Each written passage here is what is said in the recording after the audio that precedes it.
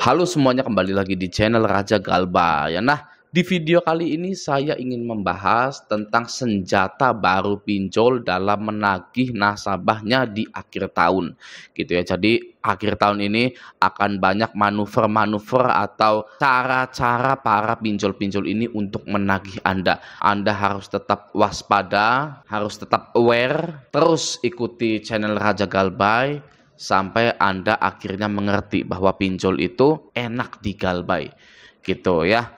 Nah, di sini saya sudah mendapatkan penagihan yang dikirimkan oleh anggota grup Facebook Raja Galbay. Penagihannya itu cukup membuat para galbayers ini goyah mentalnya gitu ya. Nah, itu jangan sampai. Di sini saya ingin menguatkan mental Anda. Oke, langsung saja kita lihat di sini ya. Dari Mas Aris Kurniawan, dia bilang barusan dapat ini lagi, ngeri ancamannya. Nah, kita lihat dulu ya. Set. Oh, ini. Ini adalah penagihannya. Mari kita baca. Tindak pemalsuan data masuk pasal 35 dan pasal 51 ayat 1 UU ITE dengan pidana maksimal 12 tahun atau denda paling banyak 12 miliar. Hindari hal ini, silahkan perpanjangan. Untuk para yang nyubi-nyubi atau baru 3 bulan, 4 bulan, ini ya deg-degan nerima ini gitu kan, pikiran gitu kan, makan gak enak dan lain-lain. Nah, banyak sekali penagihan-penagihan pinjol yang ibaratnya paragraf atasnya itu mengerikan, lalu paragraf bawahnya itu lucu gitu ya. Seperti ini ya.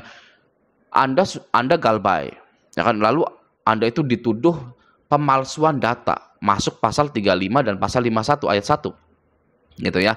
Nah, ibaratnya Anda itu sudah melakukan hal kriminal. Anda sudah kriminal, Anda sudah bersalah. Harusnya Anda itu sudah di penjara misalkan gitu ya. Nah, tapi kata pinjol ini Anda tidak akan dipenjara jika perpanjangan hutang gitu ya. Itu sangat lucu sekali. Oke? Harusnya kalau Anda sudah kriminal seperti ini, ya sudah ya, Anda tamat riwayatnya. Tidak ada yang namanya perpanjangan itu membatalkan aksi kriminal Anda ya, sehingga Anda itu bebas. Berarti kalau perpanjangan hutang itu bisa menghapus aksi kriminal saya, berarti sama-sama kriminal dong ya pinjol ini ya, karena pinjol mengetahui ada orang yang berbuat kriminal, tapi dia ini memberikan syarat agar apa yang Anda lakukan itu tidak jadi kriminal, maka Anda wajib bayar. Wah, ya berarti sama-sama kriminal dong ya, berarti pinjol tersebut juga kriminal ya.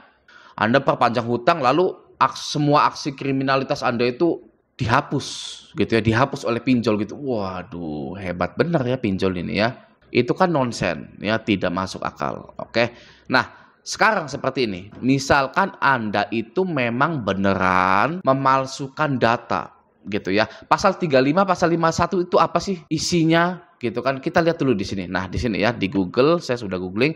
Dalam pasal 35 dan pasal 51 ayat 1 diatur bahwa setiap orang yang melakukan penciptaan informasi elektronik dan atau dokumen elektronik agar dianggap seolah-olah data yang otentik atau asli gitu ya, diancam dengan pidana penjara paling lama 12 tahun dan atau denda paling banyak 12 miliar rupiah. Oke, jadi kalau Anda itu menciptakan informasi elektronik atau dokumen elektronik yang seolah-olah data itu otentik gitu ya, nah itu bisa diancam dengan pidana penjara paling lama 12 tahun atau dendanya 12 miliar rupiah. Waduh, gitu kan. Anda hutangnya 1.200.000 tapi penjaranya 1, 2 atau 12 tahun ya. Anda hutangnya cuman misalkan 12 juta ya, dendanya 12 miliar. Nah, sekarang begini, ya, anggap saja misalkan ya, Anda itu memang memalsukan KTP, KK, SIM dan lain-lain ke pinjol tersebut gitu ya. Lalu pinjol tersebut ACC dan cair 5 juta dengan data palsu Anda. Oke.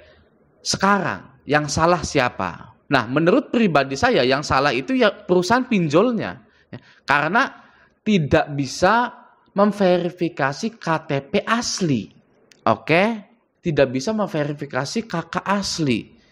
Sehingga data palsu dari antah berantah bisa dicairkan. Ya, atau oh enggak, kita pakai sistem yang canggih. Itu verifikasinya sudah otomatis gitu kan. Nah, apalagi verifikasi otomatis ya, pastinya tidak akan lolos data palsu itu Oke, kenapa bisa lolos? Nah, jawabannya adalah ada di karyawan pinjol tersebut, ya. Karyawan pinjol tersebutlah yang meloloskan data palsu tersebut. Sudah pasti itu, ya. Kalau di leasing, di bank, di koperasi, dalam pengajuan kredit itu banyak data palsunya.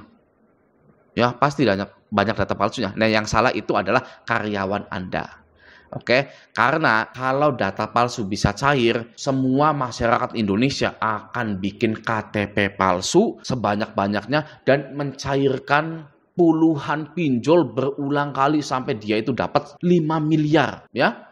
Bisa itu. Sudah dapat 5 miliar, palsuin KTP lagi gitu, dapat 5 miliar lagi. Ya, kaya. Ya, orang yang tadinya nggak mampu jadi waduh.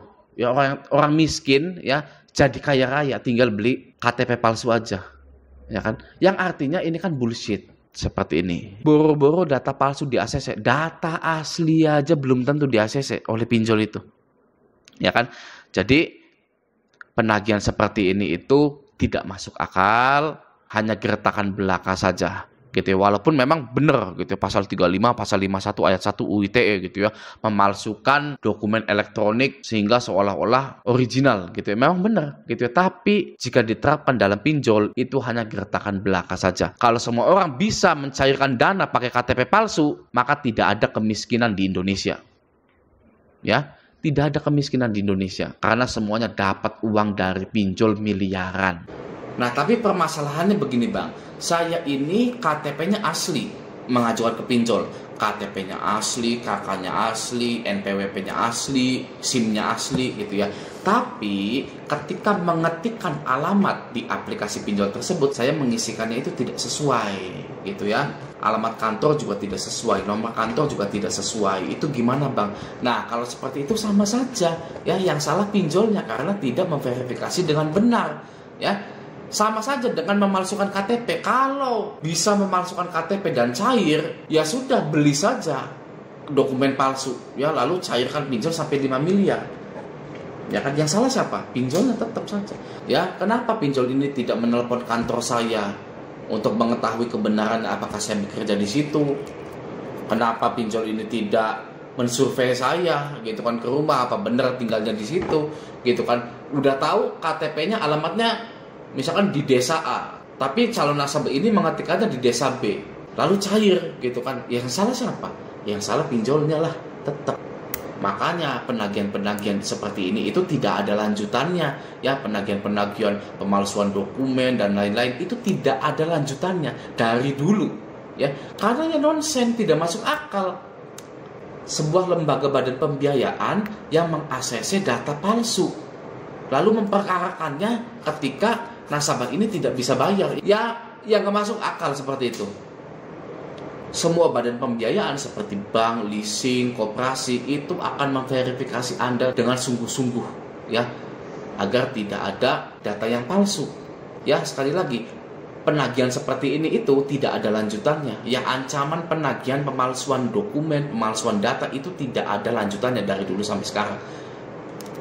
Karena itu salah pinjolnya. Nah, semoga di akhir tahun ini kita lebih aware lagi, lebih sadar lagi akan gertakan-gertakan dari DC tersebut, sehingga kita tidak melakukan hal-hal yang tidak diinginkan. Jangan sampai hal-hal kriminal atau merugikan diri sendiri hanya karena pinjol itu terjadi pada diri kita. Ya, kita wajib selamatkan diri kita, selamatkan harta benda kita, dan selamatkan ekonomi kita. Ya, selamatkan diri kita dengan cara tidak meladeni penagihan dari DC, ganti nomor kalau bisa, lupakan pinjol Anda. Ya, selamatkan harta Anda dengan cara tidak menjual apapun untuk membayar pinjol, tidak menggadaikan surat tanah, BPKB motor, BPKB mobil hanya untuk bayar pinjol. Ya, selamatkan harta Anda. Yang ketiga, selamatkan ekonomi Anda dengan cara berusaha kerja lebih giat lagi untuk membangun ekonomi keluarga yang selama ini Anda idam-idamkan gitu. Oke ya, nah semoga video ini bermanfaat. Sampai jumpa di video selanjutnya.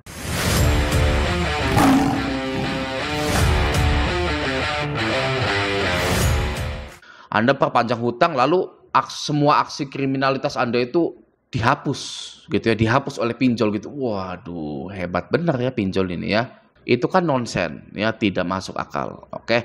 Nah, sekarang seperti ini, misalkan Anda itu memang beneran memalsukan data, gitu ya. Pasal 35, pasal 51 itu apa sih isinya? Gitu kan. Kita lihat dulu di sini. Nah, di sini ya, di Google, saya sudah googling.